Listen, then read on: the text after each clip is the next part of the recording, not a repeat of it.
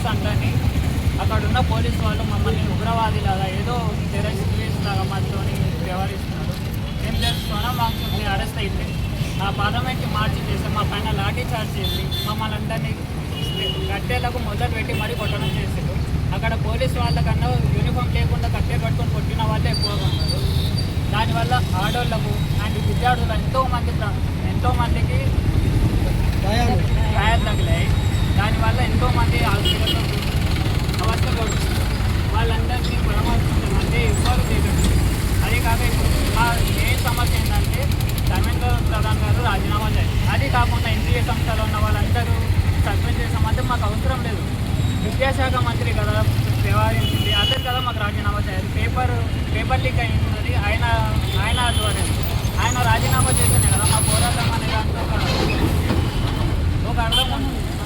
మీరు అది చేయకుండా ఎన్టీఏ సంస్థలో ఉన్న వాళ్ళందరినీ రద్దు చేస్తామంటే మాకు అది కాదు. ఎన్టీఏ సంస్థనే రద్దు కావాలంటే అది చేసి రాష్ట్రాలకు ప్రాతినిధ్యం చేయాలి. ఇది చేయకుండా మీరు అంతా చేస్తే ప్రధానమంత్రి గారి ఆధ్వర్యంలోనే ఈ సంస్థ అనేది ప్రధానమంత్రి గారు రెస్పాండ్ అవ్వాలి. ఈ దానికి మీ ఇద్దరు మినిస్టర్లు వచ్చి మాతోని చర్చలు జరుపుతామంటే కాదు, ప్రధానమంత్రి వచ్చి మాతోని చర్చలు జరిపి అతను ఏది ఇస్తారో అధికారికంగా అది చూస్తున్నాం కదా. రాజీనామా కావాలి. ధర్మేంద్ర ప్రధాన్ గారు అట్లీస్ట్ స్టూడెంట్స్ బాధలు అర్థం చేసుకోండి. ఆడోళ్ళ పైన చేతులు ఎత్తి చూస్తారు పోలీసు వాళ్ళు.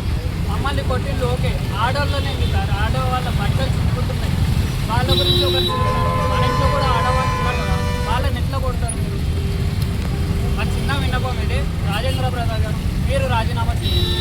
మాకు ఇదే కావాలి. జై.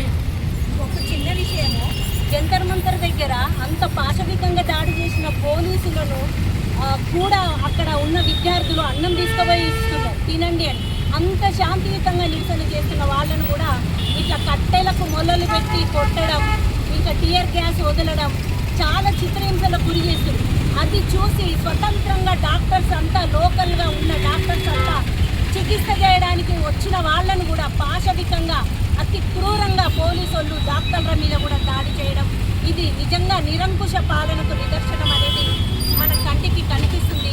ఇది ప్రజాస్వామ్యమా రాజరికమా అనేది గందరగోళ వ్యవస్థలో భారతదేశం ఉంటుంది. కాబట్టి ఇప్పటికైనా ప్రజలు ప్రతి ఒక్కరు కూడా కదిలి ఈ నిరంకుశ పాలన పోయేంత వరకు పోరాడవలసిన అవసరం ఉన్నదని మరొకసారి తెలియజేస్తుంది.